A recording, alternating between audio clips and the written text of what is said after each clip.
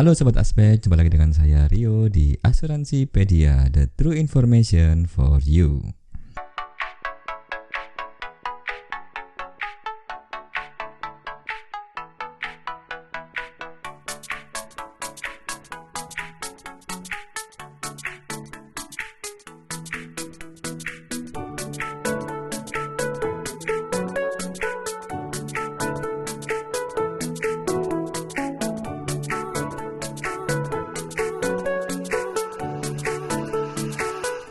Nah, Sobat Aspek, masih di masa pandemi ya.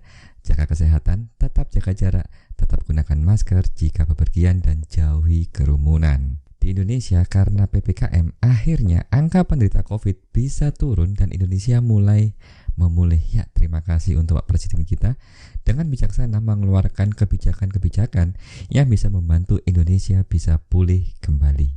Oke Sobat Aspek, di video kali ini saya akan bahas tentang apakah ada unit link yang untung. Nah, jika kita bicara tentang asuransi, memang tidak lepas dari unit link. Unit link sendiri adalah investasi jangka panjang yang dimana selalu disertai dengan proteksi asuransi jiwa.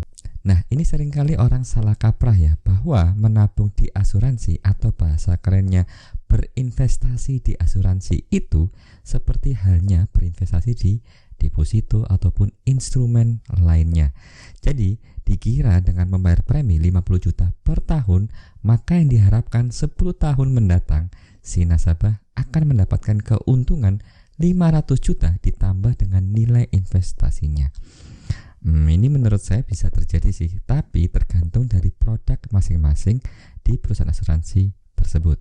Dan juga harga unit, semisalnya ketika di tahun nasabah membeli dengan harga 2.000 dan berjalannya waktu, misal dalam waktu jangka 5 tahun, ternyata terjadi lonjakan harga unit sebesar 10.000, bisa karena gejolak pasar saham. Nah, bisa dibilang nasabah akan untung saat berinvestasi di unit link.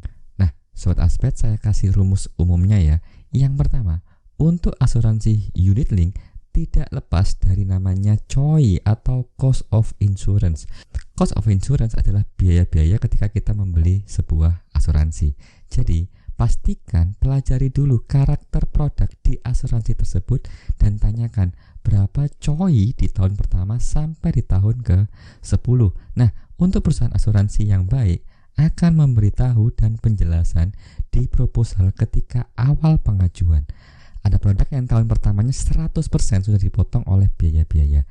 Yang kedua, jika asuransimu unit link dan ada asuransi tambahan seperti asuransi kesehatan, sudah bisa dipastikan hasil investasinya tidak akan berkembang lebih baik dibanding dengan asuransi unit link tanpa asuransi tambahan, yaitu asuransi kesehatannya.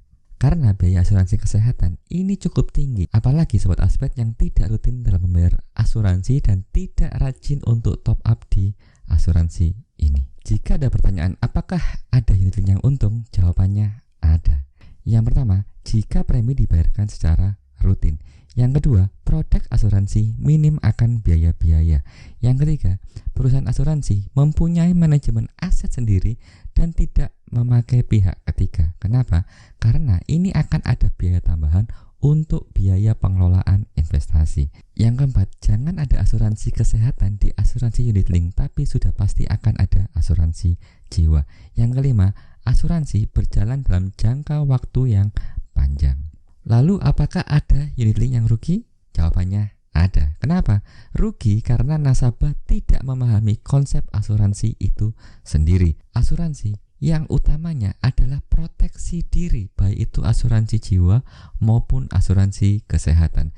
Jadi, kembali ke tujuan awal kita membeli asuransi unit link untuk apa? Oke Sobat Aspek, jika ada pertanyaan lebih lanjut bisa hubungi saya melalui email ke asuransipedia.id@gmail.com atau bisa melalui kolom chat di bawah ini.